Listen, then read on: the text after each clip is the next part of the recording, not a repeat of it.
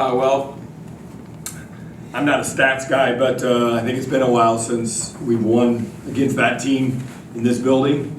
And somebody just told me that it's the first time I think we beat them back-to-back since maybe 2009. So hats off to our guys, and especially our 10 guys that represented Iowa State today. You know, it's always a team effort, it's always a joint effort. Because we got a lot of guys in the practice room that are training with them, and they're pushing them along. But ultimately, all the pressure and all the responsibility falls on 10 guys. And so we fought really hard. There were some places where we lost. And we fought really hard, and that's the thing we're always going to preach at Iowa State is we're about effort. And there was great effort with 10 guys.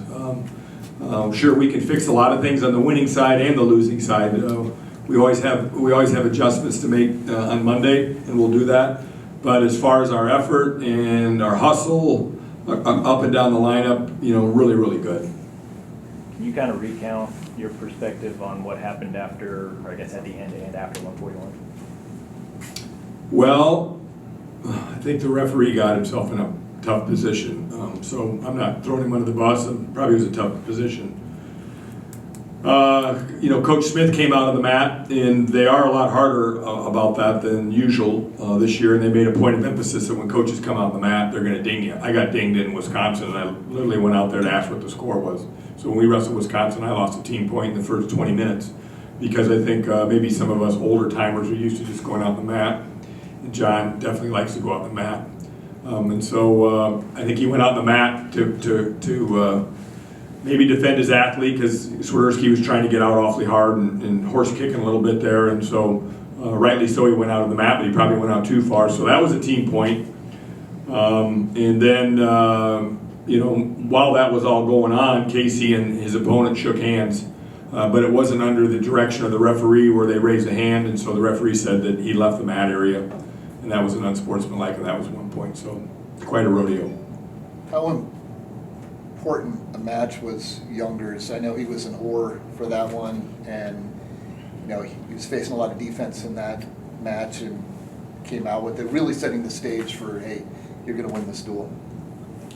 Younger was, he's really had a great training up until Tuesday. Him and Coleman were scrapping hard on Tuesday. He just got a small tweak, and we held him out. Hats off to Tim Wiesner and our training staff because they got a lot of that swelling out in a couple days, and so he didn't feel great at all on Friday, but he told me yesterday he felt a lot better, and then he told me this morning he wanted to go. In those situations, I always leave it up to the athlete, especially this time of year. If it was Big 12s or Nationals, I might push him out there, but in this situation, it was totally up to him, and I don't think it bothered him out there at all. And it's hard to, Oklahoma State does a great job of coaching guys. I mean, you saw it at 65, where they're maybe strongly not favored. They know how to keep matches close. They wrestle really, really strategically, and they did that at both 165 and 197, and didn't allow us to blow those open. I mean, you think about it, there was only one major decision in that whole duel meet. I mean, that was rocking.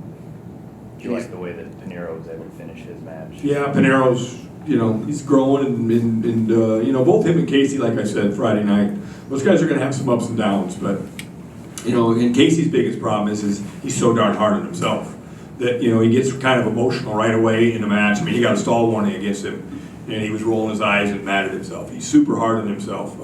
Pinheiro, not so much. Pinheiro's got a real short-term memory. He thinks he's great like 10 seconds after he loses. Casey internalizes it a little bit more, and so we got to work on that. How big to see Sam get that major decision win? He just keeps getting better and better, more confident.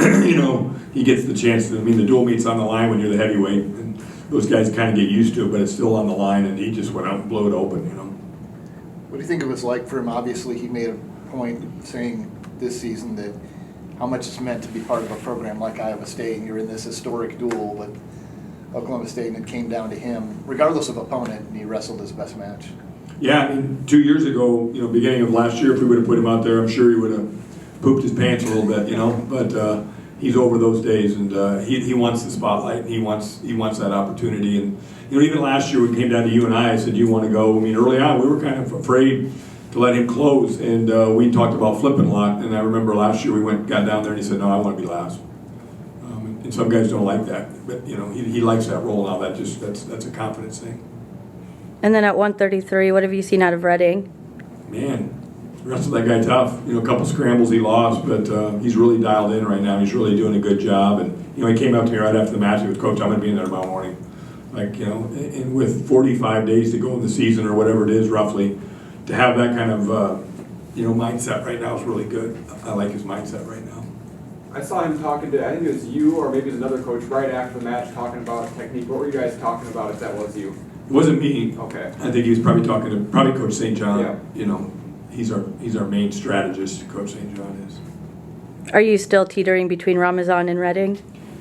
You know, we got to get Ramazan healthy, so you know we got some decisions to make there. You know, we do. We still, you know, we've got to sort that out yet. And we'll see when he gets healthy. I don't think he's going to be ready to go this weekend, so we'll take Reading. You know, Reading will be the guy. God, knock on wood, we don't get any injuries this week because it seems like that's kind of killing us lately. But if he's healthy, he's done a great job with his weight, and that kid's pulling some weight. He was a big guy in the offseason, so he's really been disciplined, and I'm kind of thinking he's growing up. I don't want to jinx him, but so we got to figure that out. How big was it for Caleb Feasley to start this dual meet off to the Wow. win?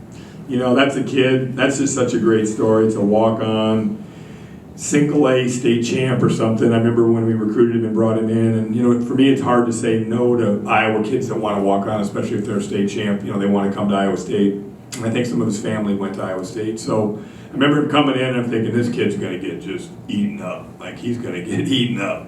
And he just got tougher every year and hung in there. And probably the quietest and one of the hardest working kids on our team.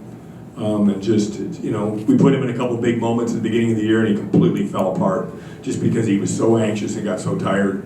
So, you know, it just kind of proves that if you keep throwing him out there, they kind of start to figure it out. And, you know, he got that guy really tired tonight. There was no signs of nerves today.